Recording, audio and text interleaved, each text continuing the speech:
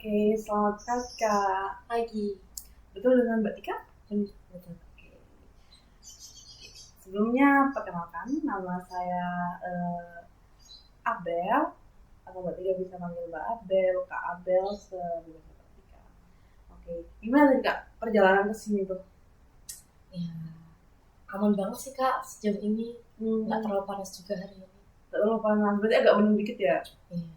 Iya, sudah aku lihat kira mau hujan. Oke, Mbak Tika aman nggak ya di jalan? Sumpah. Tadi jalanan gimana tuh Kak? Kan biasanya kalau pagi kan agak macet gitu kan.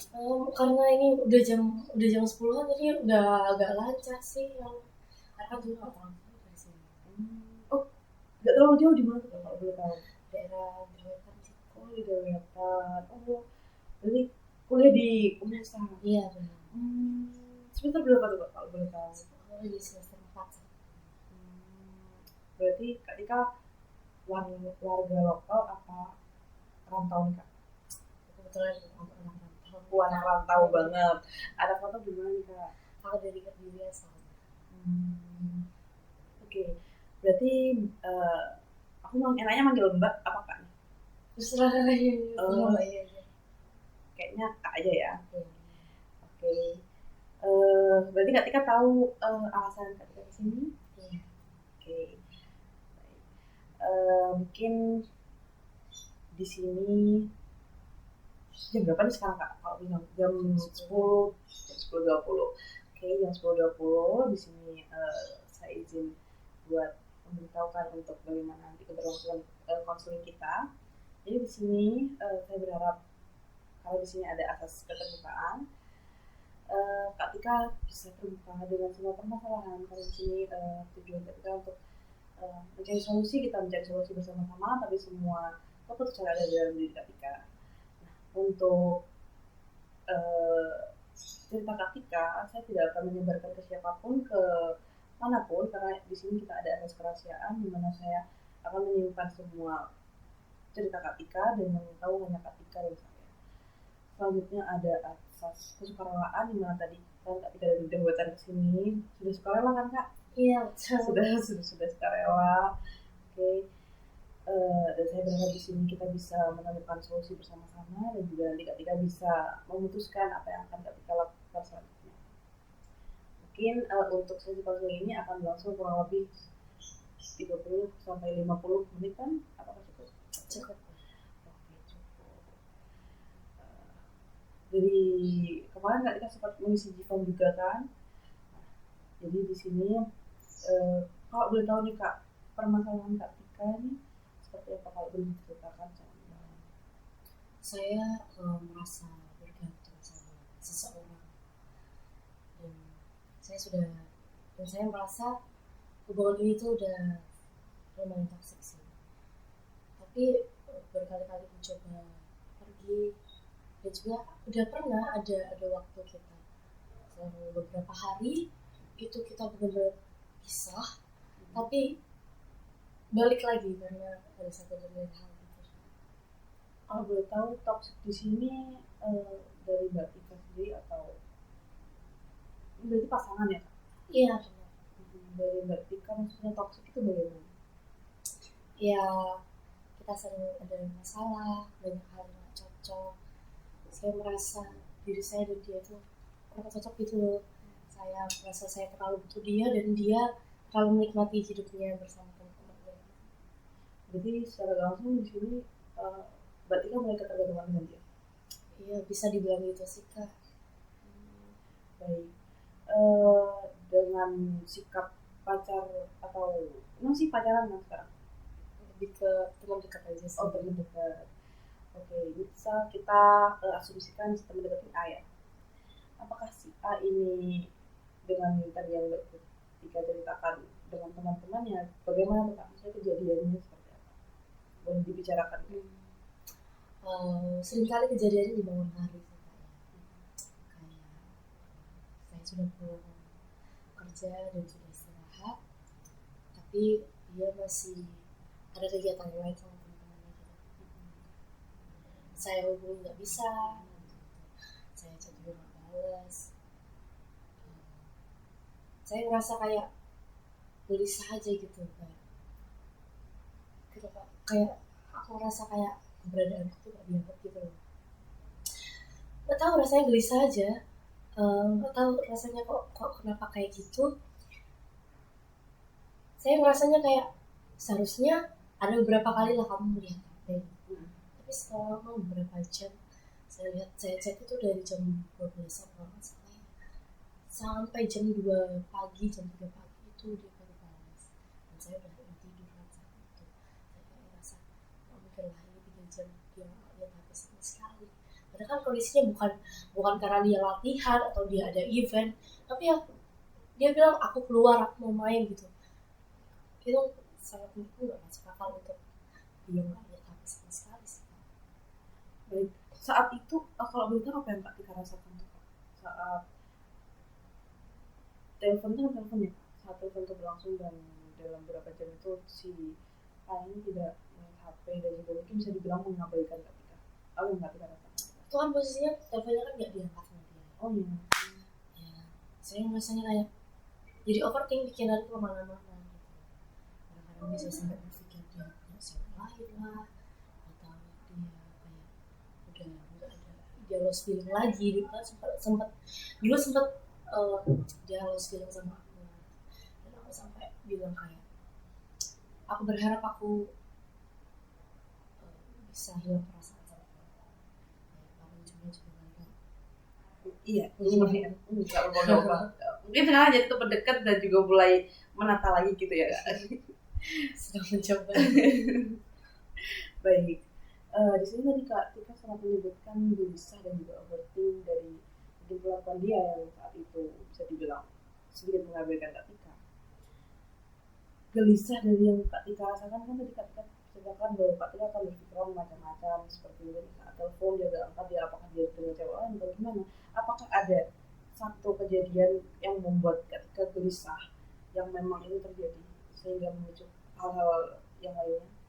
Sebenarnya karena diri aku yang susah move on sama masalah ya, atau aku yang mencari-cari masalah gitu. Ini pernah kejadian dulu banget waktu masih semester 1. Itu kita lagi awal-awal kuliah dan mungkin dia baru pertama kali merasa kebebasan ya. Itu dia waktu kita lagi pacaran, dia dekat sama cewek,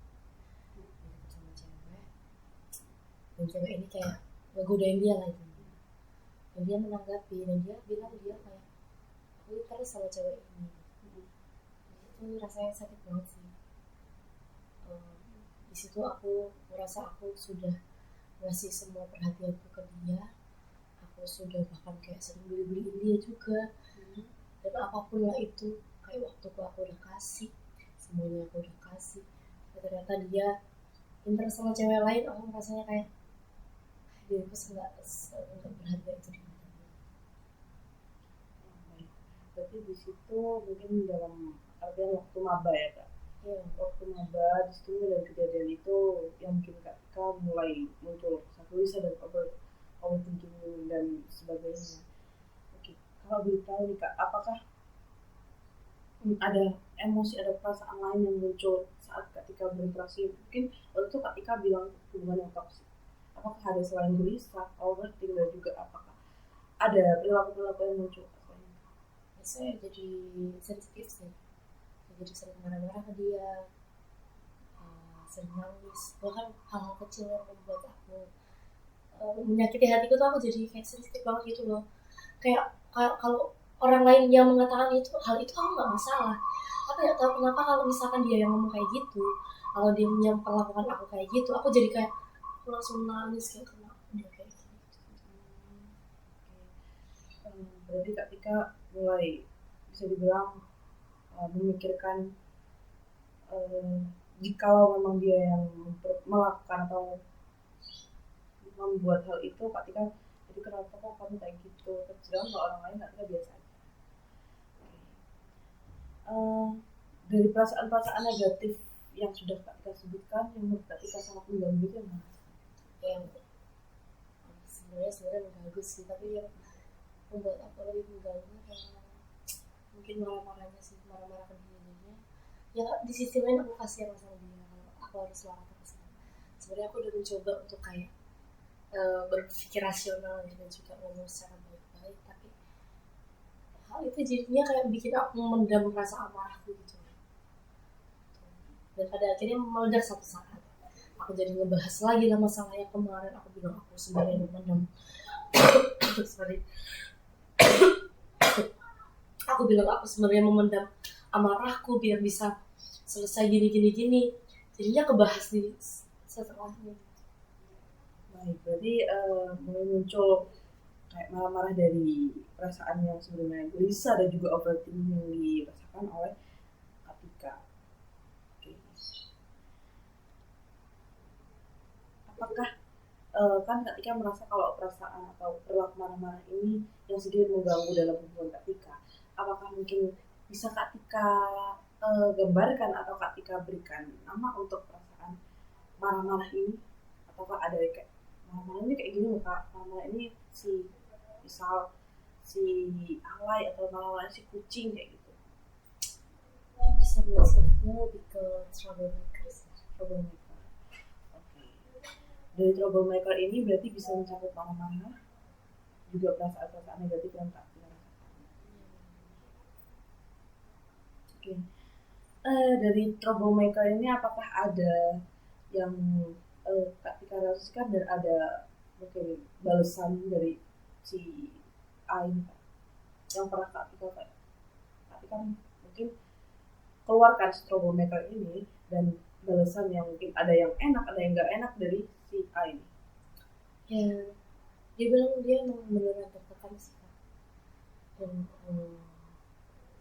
ya dia jadi itulah karena si troublemaker ini si Ain jadi kayak pernah satu saat sampai lost feeling, sampai dia kayak benar-benar gak ngebalas chatku. Dan ya sampai kita putus itu pun dia, aku merasa itu karena troublemaker sih. Oke. Adanya troublemaker ini apakah mempengaruhi dari selain dari hubungan Kak Tika, apakah mempengaruhi sekitar Kak Tika dalam Kak Tika berkegiatan juga? Sejujurnya enggak sih, cuma ketika aku lagi berkegiatan di gereja, waktu kita di gereja juga sering kali ada kepengurusan gitu kan, pelayanan iya, kita juga sering ada acara dan kita juga jadi pengurusan. Itu ngaruh sih kalau itu Kak, kalau kita lagi ketemu dan lagi ada acara ke bawah. Jadi waktu kita lagi misalnya lagi dekor gereja gitu, kita ngomongnya sambil marah-marah gitu, sering ada kesalahan. Ya bersyukur teman-teman bersyukur teman-teman aku ngerti sih kalau kita kayak gini gitu. Jadi ya sebenarnya cukup mengganggu Kak, karena acara itu kan juga diri kita, karena kebetulan kita termasuk pemuda yang lebih tua daripada teman-teman yang lainnya, jadi kayak kita yang mengurus mereka, intinya kayak kalau lagi ada acara gitu kita yang mendominasi gitu, kita yang mengetuai. Kalau kita lagi ada masalah itu berarti ada dalam satu titik ketika waktu ada masalah dengan dia dan itu terbawa kepada ranah mungkin dalam kepengurusan ketika di gereja gitu. Dan apakah ada respon dari teman-teman Kak Tika saat ketika kan teman-temannya memaklumi hal itu karena tahu Kak Tika dengan dia kan ada hubungan, apakah ada mungkin yang mengungkapkan apa yang mereka rasakan, kayak teman-teman Kak Tika kayak mungkin ada yang tertekan atau gimana gitu? Ya aku punya satu sahabat sih yang sering aku ceritain ke dia, dan tahu banget seluk-beluk hubungan kita gitu. Kebetulan kita berteman sama-sama, kita semua teman dekat, kita bertiga. Dia bilang kayak, sebenarnya aku kasihan sama kamu,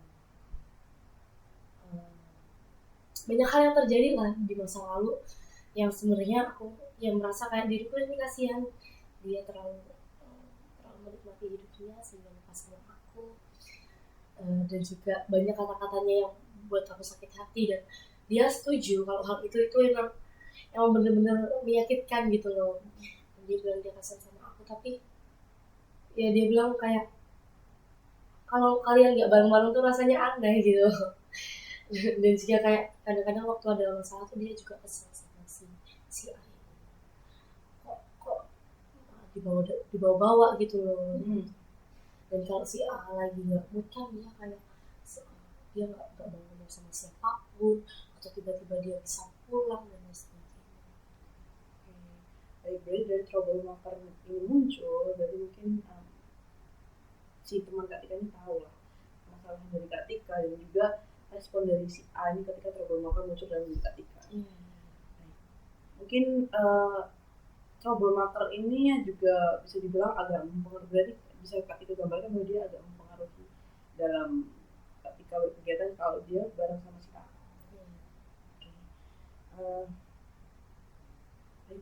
Troublemaker di sini kalau boleh tahu Kak, apakah itu dulu dalam diri Kak Tika itu dulu muncul, ataukah saat ketika menjalin hubungan dengan si A ini aja? Apakah dulu sebenarnya tidak ada? Saya merasa udah temperamen dari dulu sih, dari SMP saya sudah mengontrol emosi. Saya baru menyadari waktu SMP. Kalau waktu SD kayaknya nggak yang terlalu melihatkan sih.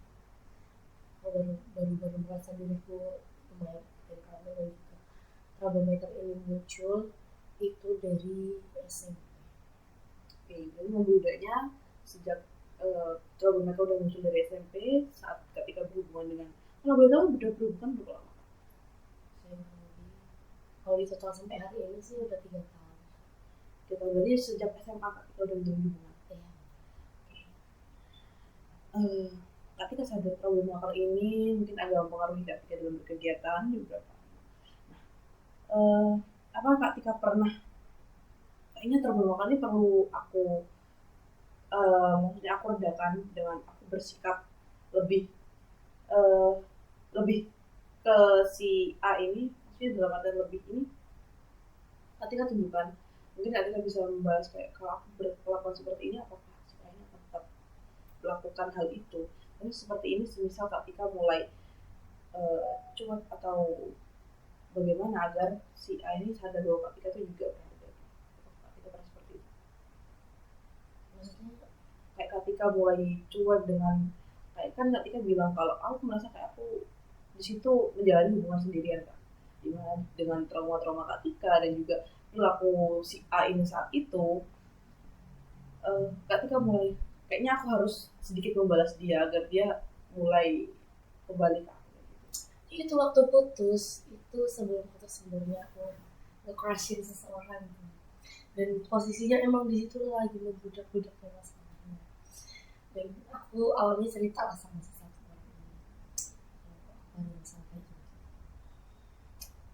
Terus kayak ada 2 orang lah itu ya, si crush aku ini sama si temennya. Nah ya dia bilang ya itu pemikiran dia masih bocil lah gitu. Karena kebetulan dia di bawah aku 1 tahun dan seumuran sama si anak ini gitu. Aku sebut aja si B lah ya, si seumuran sama si B ini masih bocil lagi gini. Tervalidasi lah itu. Aku kayak ngerasa ini aku perlu keluar di sini. Untuk apa aku rasa kayak aku harus bahagia ya, mending aku mikirin si keras aku ini daripada aku mikirin dia terus gitu kan. Akhirnya besoknya aku langsung kayak aku lupa dia ngomong apa ke dia, kayak aku memutuskan hubungan. Dan akhirnya beberapa kali kita main, dan ternyata yang suka sama aku itu si temennya. Salahku adalah aku memperlakukan dia. Aku nggak secara nggak sadar dia itu jadi pelampiasan aku. Gitu. Aku menerima aja lah si dia ini ya. Aku akhirnya meninggalkan si keras aku juga. Akhirnya aku menerima dia, dan aku rasa dia memperlakukan aku dengan baik saat itu. Jadi aku melupakan dia, dan aku dirinya secara nggak langsung jadi terbalaskan kayak yang Mbak Abel bilang tadi. Jadi terbalaskan. Jadi kita menjalin hubungan itu, aku rasa kayak aku happy banget gitu loh, di treat sebaik itu. Dan yang kemarin aku merasa dicintai sendirian, di hubungan yang baru ini aku aku ngerasa aku kayak dia lebih menyayangi aku daripada aku menyayangi. Ya, sebenarnya kayak kalau emang sebenarnya aku nggak suka sama dia, aku nggak ada perasaan sama dia, tapi aku ya aku karena aku ngerasa dicintai, ya aku menerima dia lah. Oke. Dan akhirnya dia dalam dia menyesali apa yang dia perbuat. Sebenarnya aku bukannya senang atau gimana ya, tapi kayak ya aku udah nggak peduli aja sama si A saat itu. Oke. Berarti ini bukan masalah troublemaker, tapi apakah Kak Ika mulai menyadari ada sesuatu yang lain? Belum. Sebenarnya aku ngerasa masih ada troublemaker dalam diri aku. Hal itu juga nggak hanya berpengaruh di hubungan aku yang sama si A juga, tapi juga sama si B. Aku juga menyadari si troublemaker ini sulit dihilangkan gitu, karena ketika kita ada dalam satu masalah, aku nggak bisa mengontrol emosiku, karena di sisi lain aku juga sebenarnya nggak ada perasaan sama dia. Jadi aku jadi lebih semena-mena lah intinya dalam memperlakukan dia gitu, apalagi marah-marah ke dia. Banyak beberapa omongan-omongan buruk yang aku lontarkan dia dan dia nggak bisa menerima, pada akhirnya kita lost juga. Ya aku rasanya bukan fully karena troublemakerku, ya troublemakerku ini keluar karena ya dia melakukan kesalahan. Dia sering bohong. Dari awal dia udah sering bohong, tapi aku masih terbutakan lah. Aku masih pengen mencari kebahagiaan gitu loh. Dia sering bohong. Aku semenjak sama si A ini aku punya status kamu. Dan ada satu kali aku pulang karena orang tua temanku itu meninggal. Aku pulang, aku minta tolong diantar sama si C ini ya, si yang temennya si B ini. Aku minta tolong sama si C ini untuk nganterin aku tawarin pakai motor tuh nggak mau, tapi akhirnya dia pakai motornya temannya. Nah, aku tapi dengan dia kayak cemburu gitu. Sebenarnya kita nggak ada hubungan apa sih, cuma ada deket aja. Cuma dia ada ya mungkin itu cara dia mengungkapkan rasa sayangnya dengan rasa cemburu itu. Aku tahu itulah dia bilang cemburu. Dia masih dia kayak dari berangkat naik bis sampai menjelang pagi itu kita pikir dia takut aku ngobrol sama bapakku ini, karena yang meninggal itu kan papahnya temen dekatku yang tahu cerita masalahku yang tadi aku ceritain itu kan, kita bertiga itu. Dan posisinya si A ini nganterin si temanku itu, dia nemenin di situ. Si C ini takut kalau aku ini ngobrol sama si A gitu. Sebenarnya dari awal ini aku udah chat-chatan sama si A, karena si A ini kan yang nganterin temanku. Aku bilang kayak belilah makanan nanti aku kasih uang. Ya cuma sekedar kayak gitu, dan aku ngomonginnya coba, tapi si C ini nanggepinnya kayak luar biasa, benar-benar secemburu itu yang awalnya aku sulit hilarin, tapi aku masih kayak membanggakan dia lah di depan temanku. Aku nyertain aku si C ini ke temanku yang ayahnya meninggal ini. Waktu di sini aku ceritain tentang lebar, dan di situ dia bilang ke aku sebenarnya kasihan sama kamu, tapi kalau kalian nggak bareng itu rasanya aneh gitu. Dan kebetulan si C ini kan Batak ya, dan si temanku ini Batak juga, dan temanku ini trauma dengan orang-orang Batak gitu, cowok-cowok Batak. Dia Batak banget sih, aku bener-bener gak suka.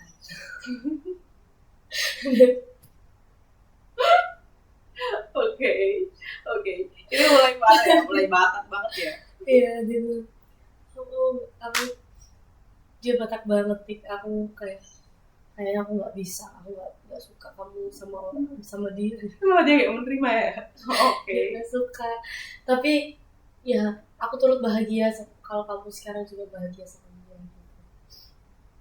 Ya, dia berusaha respect lah sama keputusanku, tapi sebenarnya jauh lubuk hati dia yang terdalam dengan pengalaman dengan keluarganya yang pembatak-batak itu, ya, itu kurang baik lah intinya. Terus abis itu ya setelah kita ngobrol-ngobrol akhirnya aku paginya balik Surabaya lagi. Sebenarnya si C ini bilang bahwa dia mau jemput tapi nggak janji itu paginya sebelum aku berangkat dia bilang kayak gitu. Terus abis itu di pertengahan perjalanan dia bilang gini, nanti kalau udah dekat kabarin ya. Pemikiranku adalah kalau dia minta ngabarin kan artinya dia mau jemput aku. Aku pikir di situ dia udah cari pinjaman motor, udah dapat karena dia udah ngomong kayak gitu, dia udah berani ngomong kayak gitu. Kalau enggak kan aku masih berspekulasi dia masih gak janji. Tuh aku udah dekat, aku telepon dia angkat, ternyata dia ketiduran. Waktu nyampe aku udah naik bus Surabaya, aku udah selalu marah itu ya. Itu dia bilang maaf aku ketiduran, jangan marah-marah gitu. Dan yang bikin aku ilfeel itu adalah dari ketika dia tuh aku agak ilfeel gitu. Nggak tahu kenapa ya, aku kayak mau menetapkan status anda dari si A ini ke orang lain. Kayak satu, si A ini nggak pernah kalau dia nggak bisa jemput dia bilang nggak bisa, dia bilang nggak janji dia bilang nggak janji, dan dia bilang nggak bisa gitu. Meskipun ya tetap aku marah, tapi aku tahu dia nggak janji, dia nggak pernah dia bilang kayak kabarin dia kalau udah dekat gitu karena dia menyadari kalau dia nggak bisa ngejemput gitu loh. Bahkan dia selalu mengusahakan, dia cari pinjaman dan sebagainya. Bahkan orang tuanya pun juga ikut mengusahakan gitu loh. Kayak dia bilang dia mau ngejemput aku, orang tuanya mengusahakan gitu. Bahkan orang tuanya yang bahkan pinjam motor ke orang lain untuk si A ini bisa jemput aku gitu loh. Tapi aku kayak melihat si ini tuh nggak ada effort, dia nggak ada. Aku kayak nyadarinya dia sebenarnya dari awal emang nggak ada effort untuk mau cari pinjaman. Karena gini, karena dia bangun, terus dia baru bilang, temanku nggak ada, temanku semuanya pulang, jadi nggak ada motor di sini. Itu kan bikin aku kesel ya, kenapa nggak dari tadi kamu nyari ke siapa, kayak tetangga kosmu, kayak temen kuliahmu, kayak yang deket-deket sama kosmu. Enggak ada pemikiran kayak gitu ya. Aku kayak punya standar di situ. Aku jadi makin dari yang aku marah-marah, aku makin marah-marah lah ke ini karena dia nggak memenuhi standar yang aku pikirkan dari si A ini. Yang kedua, aku itu dari ketikannya. Si A ini ketikannya bagus lah, dia kayak anak-anak zaman sekarang banget nih. Dan ketikannya si C ini dia itu kayak bapak-bapak gitu loh. Jadi ya typingnya udah aku marah banget sama dia, ilfeel. Jadi anjir banget loh ya, kayak lo nggak bisa nerima, aku sulit banget nerima sama sifat dia dan juga ketikan dia. Dan waktu aku ngobrol sama temanku juga bilang, iya dia ketikannya kayak bapak-bapak banget. Dia bilang kayak gitu. Makin divalidasi Dan saat itu aku juga jadi sulit menerima dia. Akhirnya ya udahlah ya. Terus dia bilang gini, nanti malam kita main lah. Udah. Terus akhirnya aku kerja. Setelah itu aku bilang ke dia, aku mau nyusulin anak-anak badminton dulu ya. Sekedar ngasih makanan lah ke mereka gitu. Aku udah lama gak beliin mereka gitu kan. Situ kita jajan ya sembilan. Kita jajan main jam 9. Aku pulang kerja kan jam 8 malam kan. Situ aku nontonlah sebentar sampai jam 9. Sekitar jam 9 aku di perjalanan dia ngechatin aku. Dia nelfon aku juga, tapi kebetulan HP gue kan aku don't disturb kan. Aku kayak jangan ganggu gitu loh. Jadi notifnya dia nggak ada yang masuk, nggak ada notifnya gitu. Saat itu dia marah-marah, nggak marah-marah, dia ngambek lah. Dia bilang aku tidur aja lagi. Padahal itu posisinya itu jam 9 lebih 18 menit, bukan 1 jam 2 jam atau bahkan nggak sama sekali kayak dia yang perlakukan ke aku gitu loh.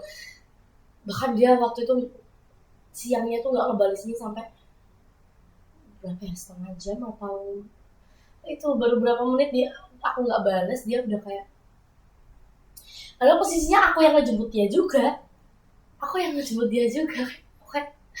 ya ampun gini banget sih cowok ini yang gitu. Lalu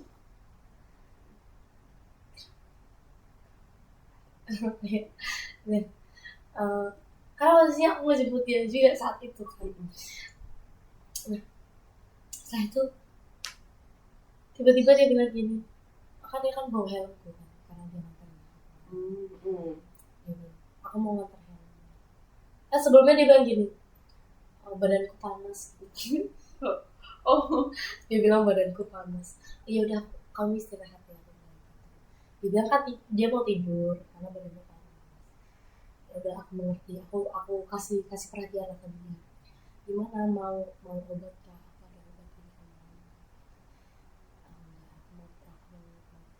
Terus setelah beberapa menit dia bilang aku mau jalan-jalan. Ya lah, aku bilang lah kamu sakit, kamu jangan jalan-jalan, lain kamu sakit lagi. Bapak aku mau cari angin aja. Lah kamu gini loh, kamu duduk-duduk di warkop aja, nggak perlu jalan-jalan, kamu malah lebih baik daripada kamu jalan-jalan gitu. Kamu tak ajak main lah, kamu nggak mau gitu. Aku bilang gitu. Terus tiba-tiba gini, aku mau nganterin helmmu. Aku sudah ngerti, aku dia nggak ngerti maksudnya. Berubah gitu ya kan? Berubah. Terus tiba-tiba aku dia bilang gini, aku cantilin helmmu di gerbang. Udah ambil lah langsung. Aku tengok, udah hilang aja. Dia udah hilang aja, terus udah ada. Ternyata aku kaget helmku ada di gerbang gitu. Aku ambil, aku langsung balik, dia nggak ada, ya udahlah aku balik aja. Terus aku lanjut cerita sama temanku, karena kebetulan aku sebenarnya lagi ngomongin si C ini sama temanku ini tentang siang tadi. Aku ngomongin dia setengah jam atau 1 jam, aku lihat HP, ternyata dia udah ngechatting, ngeteleponin, dia di depan kosku ternyata. Langsung ke depan, aku lari ke depan. Kamu nggak bilang kalau kamu ada di sini? Aku tadi udah nungguin di sana. Dia nungguin di tempat-tempat gelap yang otomatis gak kelihatan. Dia berharapnya aku ngeliat dia. Aku kayak ya aku malah ya aku malah tahu kamu ada di tempat gelap itu, kecuali kamu duduk di depan kosku, aku baru ngeliat kamu gitu loh. Terus kita ngobrol, aku cek lah badannya dia. Lah kamu gak panas anjir. Terus dia bilang gini, emang badanku gak panas, hatiku yang panas. Dia bilang udah, aku makin ilfil lagi kak. Ya ampun aku kayak akhirnya kita menceritakan banyak hal. Akhirnya kita keluar kok. Itu jalan. Aku lagi ilfil banget sama dia. Kata-kata dia tuh aku merasa sensitif. Aku beli tahu bulat kan kak. Aku beli tahu bulat. Terus aku makan tahu bulat karena keadaan udah gini. Itu cirengnya dia. Keadaan udah dingin kayak susah diulur gitu loh. Terus dia bilang gitu, ih gitu kan. Terus aku bilang gini, ini anjir, ini makanan anjir, bukan tai kok kamu iiin. Aku bilang gitu kan. Akhirnya dia tersinggung. Apaan anjir? Akhirnya dia rapiin kamarnya, Gak ngomong apa? Nggak ngomong apa. Aneh dong. Di situ aku nggak ngejar dia karena aku ilfil. Akhirnya aku beresin barang-barang aku juga. Aku pulang. Dia nelfon di perjalanan. Kamu di mana? Aku udah mau pulang. Dia bilang, kita ketemuan di Simpang. Simpang itu artinya kayak jalan masuk ke kosku. Dia nungguin di situ. Kita ngobrol di kosku, di depan kosku. Dia bilang, apa yang gak kamu suka dari aku jelasin. Terus di akhir dia bilang, kamu tuh yang kamu tahu cuma jelekku doang. Kamu selama ini gak ngeliat baikku kayak apa. Saat itu kayak aku cuma bisa diem karena aku kayak udah capek banget, serius kak. Aku capek banget setelah itu. Ya udah terserah kamu mau ngomong apa. Terus aku ngomong gini, kamu tanya ke teman-temanmu, aku ini bisa apa? Aku ini cocok gak diperjuangin sama kamu? Karena aku udah secapek itu. Karena sebelumnya kan dia ditelepon juga sama temennya, kita main lagi. Jadi di situ juga bohong sama temennya kan. Dia juga bohong sama temennya, dia bilang, kalau aku ngantuk lah, aku nggak bisa. Terus temennya kan maksa kan. Terus dia beda lagi ngomongnya, aku masih keluar. Aku kayak pas dia nutup teleponnya, kok kamu nggak, minimal kalau kamu bohong itu kamu konsisten lah gitu loh. Kamu udah bohong gak konsisten, gimana temanmu mau percaya sama kamu? Aku nggak tahu ya temennya ini mikirnya kayak gimana ke dia. Terus akhirnya aku ngomong gitu karena aku tahu dia ngomong sama temennya. Aku bilang, aku berusaha berpikir jernih lah saat itu. Karena aku tahu aku juga salah di situ. Karena saat itu aku mikirnya ya aku terlalu banyak berpikir tentang keburukan dia. Aku masih belum berpikir bahwa ya itu karena pertanyaanmu, jadinya aku ngomongin jelekmu doang gitu. Aku masih berpikir bahwa aku terlalu banyak mengubah kesalahanmu. Aku bilang gini, kamu tanyalah ke teman-temanmu, aku cocok lagi sama kamu. Karena di situ aku udah capek banget. Aku ngerasa kayak nggak tahu kenapa ya, itu karena temperamenku atau karena dianya juga gitu. Aku rasanya ya kita sama-sama nggak cocok saat itu. Oke, berarti sebenarnya kalau apakah dari cerita yang Kak Tika ceritakan dari tadi ya, dari tadi Kak Tika ceritakan kayak tiba-tiba ilfil atau marah karena ada sebab di balik itu, apakah Kak Tika menyadari hal itu? Iya. Berarti dari situ apakah Kak Tika tahu bahwa dari munculnya si troublemaker ini ada penyebab di balik dia muncul, jadi tidak hanya muncul dengan gamblang dia muncul tiba-tiba, tapi ada penyebab di balik. Kalau untuk si C ini ya karena itu yang pertamanya aku bilang itu dari si A. Kalau untuk si A sendiri dan juga orang-orang di sekitarku yang merasakan troublemaker ini aku merasa munculnya itu karena kebiasaan di keluarga aku, mungkin pola kebiasaan di keluarga aku yang kayak mendahulukan marah, juga ada rasa kecewa. Kalau di diri aku sendiri, kalau eksternalnya itu karena ya itulah kebiasaan di keluarga aku yang kayak kita apa nada tinggi, apa marah gitu.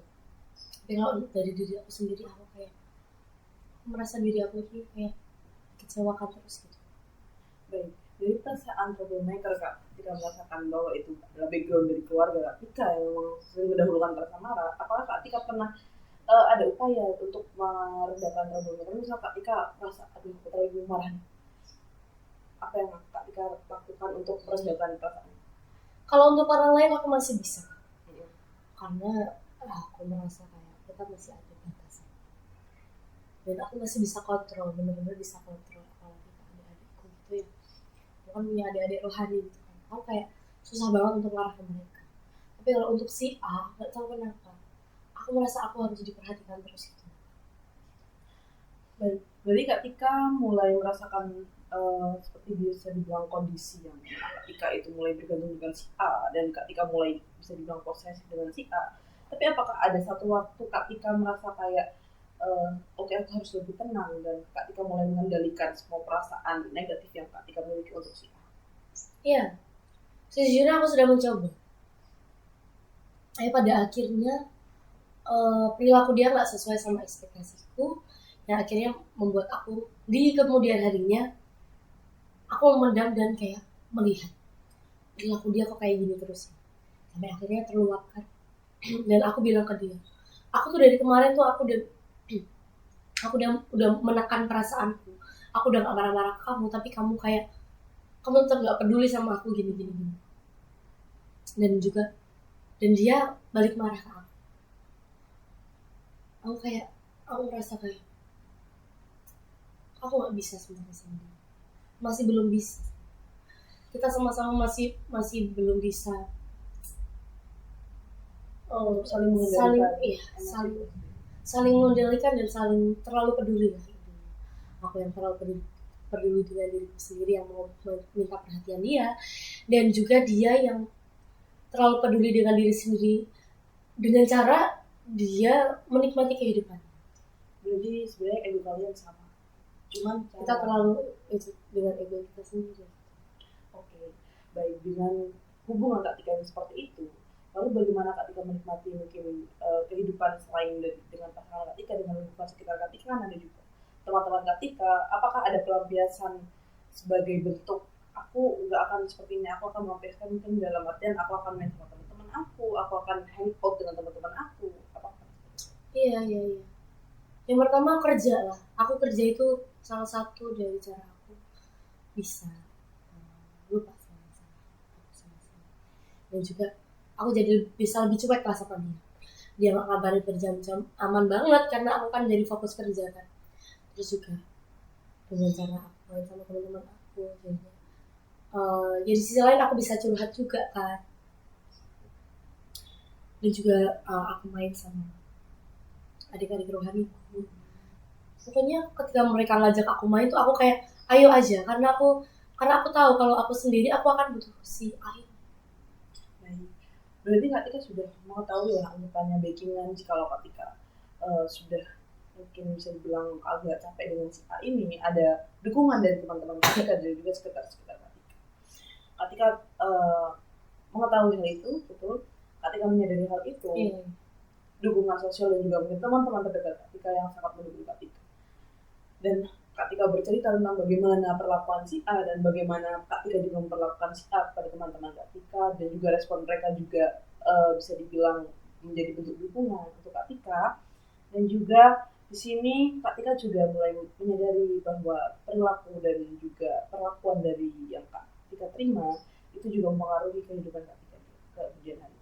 Baik, standar dari Kak Tika dalam pemilihan pasangan itu mulai terbentuk ketika Kak Tika bersama si A dan juga Kak Tika sering melakukan kegiatan bersama si A dan juga berinteraksi dengan si A.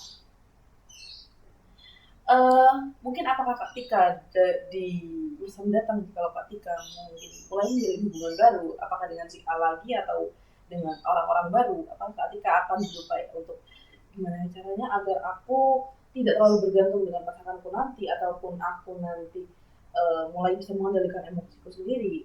Apakah ada, maksudnya aku akan melakukan hal ini, aku akan mungkin mulai menceritakan apa yang aku rasakan dan mulai tentang apa yang aku rasakan. Sebenarnya untuk saat ini aku masih sering kali mendoakan aku akan punya seorang yang bisa mengerti. Tapi di sisi lain emang ya aku berusaha tetap menjadi lebih baik lah. Aku mencoba untuk mengontrol diriku. Aku mulai dari teman-temanku dulu. Mungkin kalau dari pasanganku aku masih belajar. Beberapa kali aku bisa mengendalikan, beberapa kali aku bisa legowo atau malah menekan, beberapa kali juga aku bisa meluapkan gitu. Ya aku merasa ini adalah proses sih Kak. Ini kan si troublemaker ini kan berjalan itu sejak lama. Jadi aku SMP aku masih sulit mengendalikan ini, bahkan SMA itu malah juga lebih parah lagi. Di sini aku merasa kayak nggak apa-apa, ini proses. Dan aku merasa aku ada perubahan kok. Aku merasa diriku ada perubahan, dan mungkin kalau misalkan, dan sering kali aku berdoa kayak mungkin kalau misalkan aku yang bisa merubah kebiasaanku, atau biarlah dia yang pergi. Jadi Kak Tika mulai legowo dan mulai menerima keadaan. Iya, mungkin sedikit. Mungkin kadang-kadang masih ada rasa kayak kenapa gitu, tapi sering berjalannya waktu yang mencoba untuk bisa mengerti diri sendiri. Baik, itu mungkin merupakan jalan yang bagus dan jalan yang mungkin untuk menuju perubahan yang baik dan juga perubahan ke depannya. Itu kan kita tidak bisa langsung berubah tiba-tiba, ada proses. Dimana itu juga termasuk dalam proses ketika untuk berubah, dan juga ketika menyadari bahwa lingkungan ketika itu juga mempengaruhi ketika bagaimana ketika berinteraksi dan juga bagaimana ketika menerima keadaan. Baik, di sini Kak Tika juga sudah mulai menerima dan juga sangat ingin berubah dari bagaimana Kak Tika untuk mengelola emosi yang akan muncul nanti dan juga mungkin perasaan bergantung kepada pasangan-pasangan Kak Tika selanjutnya. Baik. Di sini apakah Kak Tika itu dengan Kak Tika yang bisa dibilang memiliki ego dan juga pasangan juga memiliki ego yang sama, Kak Tika akan mencoba untuk ayo kita selesaikan ini bareng-bareng, kita selesaikan bersama-sama, kita mulai turunkan ego kita agar mungkin bisa menjadi terapi untuk Kak Tika menurunkan bagaimana cara Kak Tika rekonstruksinya untuk menurunkan ego Kak Tika, menurunkan ego pasangan Kak Tika dan juga mulai mencari jalan tengah. Sebenarnya jalan tengah sudah beberapa kali mencoba, tapi untuk menurunkan ego itu masih menjadi perdebatan. Aku sebenarnya bukan ayo lah, tapi lebih ke tolonglah kamu, dia juga tolonglah ke aku gitu. Tapi untuk bilang ayo sama-sama itu masih belum ada. Cuman aku kayak, tapi untuk saat ini kayak mungkin masih belum ada waktu karena kita sama-sama sibuk dan mungkin akan ada rencana untuk bisa ngobrol ini lebih jauh. Jadi Kak Tika di sini sudah mulai menurunkan egonya untuk ego Kak Tika untuk mulai memperbaiki hubungan. Juga Kak Tika menyadari bahwa Kak Tika itu sudah bisa mengendalikan bagaimana mungkin sedikit demi sedikit ya mengendalikan emosi serta perasaan overthinking yang Kak Tika miliki kepada pasangan Kak Tika. Apakah di sini Kak Tika ada yang masih mengganjal dari cerita-cerita Kak Tika? Mungkin aku sudah mulai melihat satu hal yang baru ya. Sepertinya kita jangan saling menutup tapi mau sama-sama buat saling berbagi. Baik. Dari yang tadi kita cerita dan juga Kak Tika sharing apa yang Kak Tika mulai sadari selain hal tadi? Ya itu sih, aku ngerasa diriku sudah cukup baik dalam berproses. Mungkin lebih ke diperbaiki dalam komunikasi aku dengan pasangan aku, dengan mengubah dari yang saling menutup menjadi yang saling perbaiki gitu. Baik, berarti Kak Tika mulai menyadari bagaimana perubahan yang akan Kak Tika lakukan selanjutnya. Ya. Apakah masih ada yang mengganjal Kak Tika atau yang masih ingin diceritakan? Mungkin aku udah mulai lebih mengerti sih dan aman aja sih Kak sejauh ini udah nggak ada lagi mungkin aku sedikit-sedikit mulai ada lagi yang aku lakukan. Berarti Kak Tika udah mau mulai mikir bagaimana perubahan ke depannya. Baik, apakah konsultasi kali ini bisa kita cukupkan? Bisa. Baik, mungkin konsultasi ini kita cukupkan. Terima kasih Kak Tika tadi sudah bercerita banyak dan juga kita saling sharing dengan Kak Tika bisa menemukan solusi bersama-sama dan juga bisa mengambil keputusan untuk bagaimana Kak Tika berubah ke depannya. Di sini saya sangat menghargai Kak Tika dan Kak Tika cerita juga dengan sangat menggambarkan perasaan Kak Tika saat itu dan juga jadi saya tahu bagaimana apa yang dirasakan oleh Kak Tika. Di sini mungkin saya minta mohon maaf jika dari saya ada perkataan atau perbuatan yang kurang mengenakan untuk Kak Tika. Mungkin saya cukupkan. Terima kasih Kak Tika, jadi di jalan. Ya, terima kasih banyak Mbak.